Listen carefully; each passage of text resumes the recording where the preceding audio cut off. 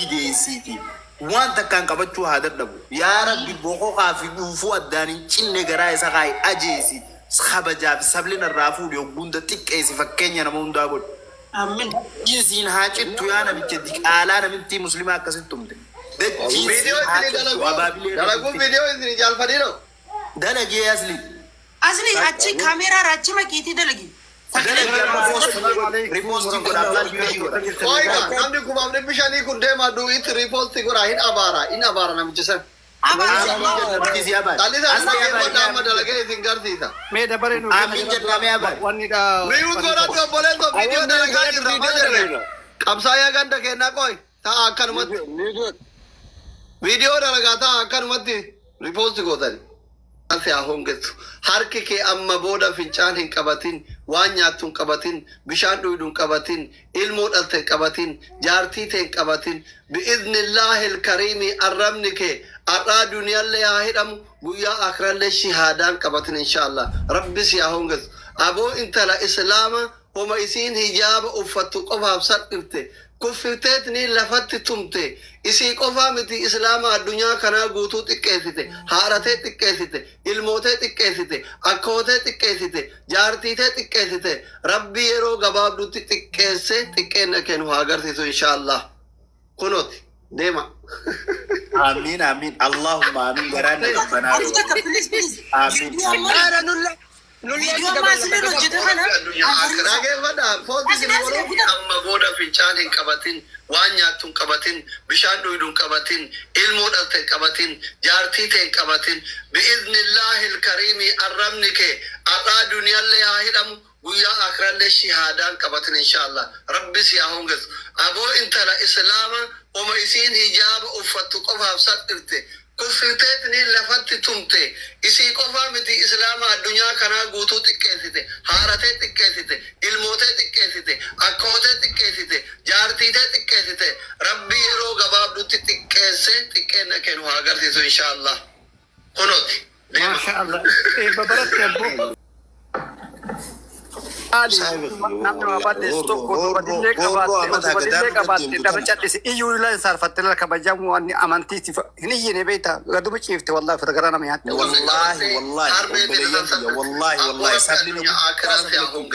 harki kee amma booda fincaan hin qabatin subhaanallah abaarin nama sodaachisa kun jara citte nama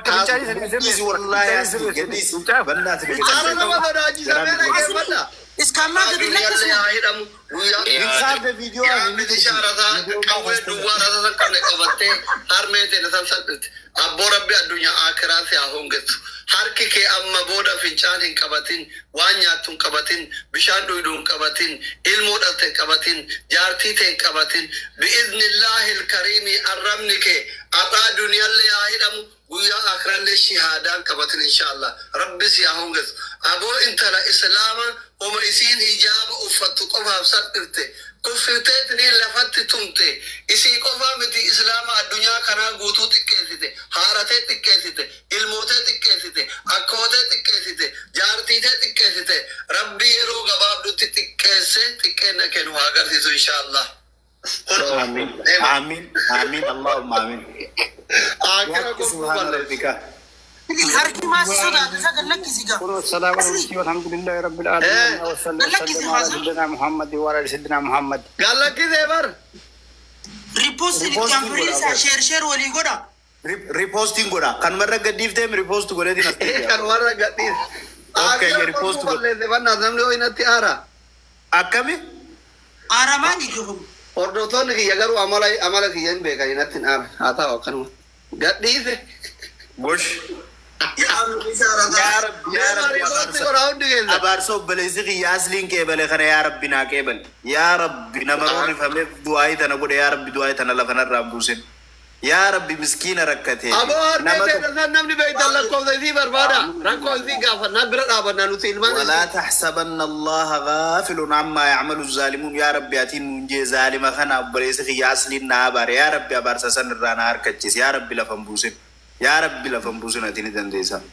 Lafan buutu bakka namichi bakka kuteera barsun injiru torbaan irraa torbaan irraa jiru dhaabaa namichi sun garamaa dhaabaa kuteera bakka adagaa hamaadhaaf sagalee sakaraata arrabni kiyya gurraacha alaa xulkutarra dhagaya Milishaan sun gootu dhiifama gaafadhu qabamte wallaahi kutta kakadheesitti himaa teedaalle yookiin abaan si ajjeesa yookiin abiyyi matu yusitti garagalee si fannisa waa kijibbe yookiin faannoo si ajjeesa. Bakka qabamenne aboo hiraata rasaasa wooboo si haabu. Nyam ja yaa rabbi bakkuma deemu nyam. Nyam jedha karaa inni deemutti nyam. يا ربي بكم فينك هاتو نيم نيم كجم كجم اللهم صل على محمد نيم نيم نيم نيم نيم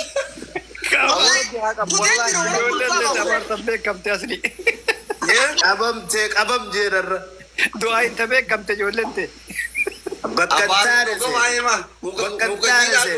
خلي دغالول دوداتي خلي دغالول دوداتي دغسي هابوسو دغبوتاتي شير بدك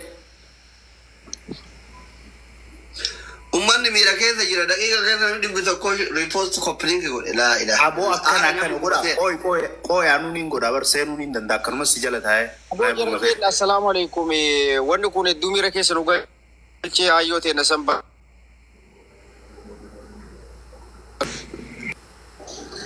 hundi keessan namni kumaa dhibba yaasaa wal deematiniin du'it godha koppiliinki godha sheerii godha yoo du'it godha maal godha beektanii suuraa kana fayyadamtanina bulee du'it gootan sheerii godha yeroo du'it gootan ila warra akkaawuntii xixiqqaa qabdan hayi kam ta'e kaameraa garagalchite garagalee kaameraan keessatti deebise ila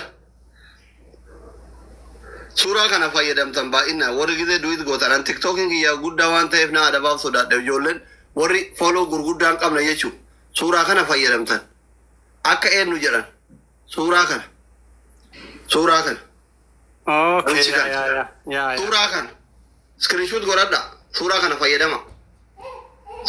fayyadama ani beekan irra kaa'u dhabe Tiyyallee sanuma fayyadama sagalee sayyoo diyuutii godhuuf akka eenyummaa isaa beekan suuraa kana fayyadama iskiriinshuut godhadha warri fitii argata jedhee yaadu shamarri kabajaa hin qabdu biyya sanatti shamarri bakka hundatti dhiibamti kabira immoo wallaahi dhugaatti Itoophiyaa kana keessa seerri yoo jiraate dhugumatti abbaan seeraa yoo jiraate namicha kana qixaatii namicha kana malu qaxxaamuu qaba wallaahi namichi kun dubartii dha'e qofitti dhaba abboo biyya musliimaa dhiisaati biyya yahudaatti kubarra shamarri hundarra aansifamtii bara shamarri biyya yahudaatti iyyuu mirga kan qabu mirgisi akkan dhiibamne kan godhu mangisti yahudaayyuu akka kamitti akka gaariitti jechuudha mirgi shamarranii kan kabajamee jiru isheen kun garuu haadhadha osoo haadha taatee jirtu nama guddaa haadha kan keenya akkasitti namichi sun wallaahi rukutuun isaa hedduu tokko namatti dhaga'ama garuu oromoo ta'e abbaa fedhe isaa taatu bakka fedhe isaa taatu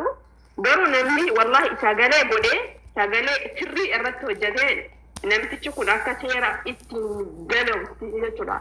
Inni gabbaa qixaat maageet aallabbat qixaatii ittiin tagabba'u lamin zimmadee sababa aeropilaanii waan hin taaneef iyyuu jechuudha.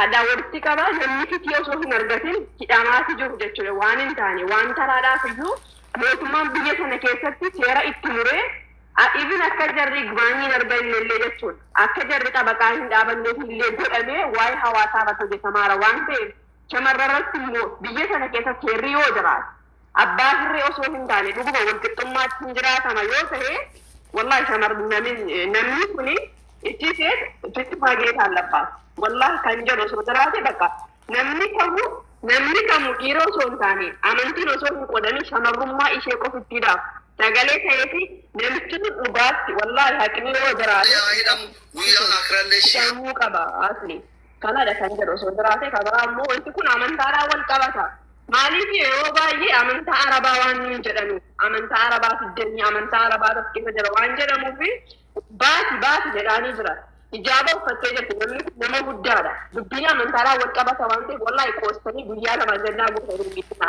wanni kana irratti hojjetame namichi kun seeraan jechuudha በደንብ መቀጣት አለበት የሚገባውን ቅጣት ማግኘት አለበት ለምን ሌላ ነገር ቢኖር እኮ በራ ሸመረ ከታ ዳለተ በራ ሸመረው ድንጅራታ በራ ማለወተ ከበራ ወላሂ ይመስለኛል ይሄ አመንታራ ወልቀበት አስሊ ወንኩን አዳንቲ ከሌሰምቲ warra ijaara kana uffata qofittiidhaaf zooniin tokko wallahi hadhaa walitti qaba osoo hin baratin shamarra gatii ta'anii hijaaba gatii uffatanii musliima qofa waan ta'aniidhaaf wallahi osoo hin baratin jiraataara jechuudha. Zoonii filxee keessaa hadda waggaa tokkoof wayi hin jiru.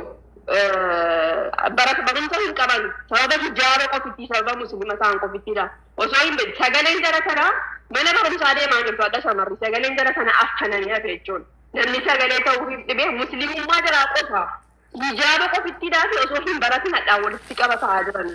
Wanni kun biyya keenya keessa saamamee miti ta'a. Shamarri maaliif ittiin arganne? Musliimummaa keenya qofaan maaliif yeroo hunda qaxxaamna? Lamin gizee biyya keessa jiraannu qofa gibira gabbarree seera kana kabajnee mootummaa kabajnee waan biyyattiin sun barbaaddu guutee jiraataa jira abbootiin keenya yoo lollee dhiisne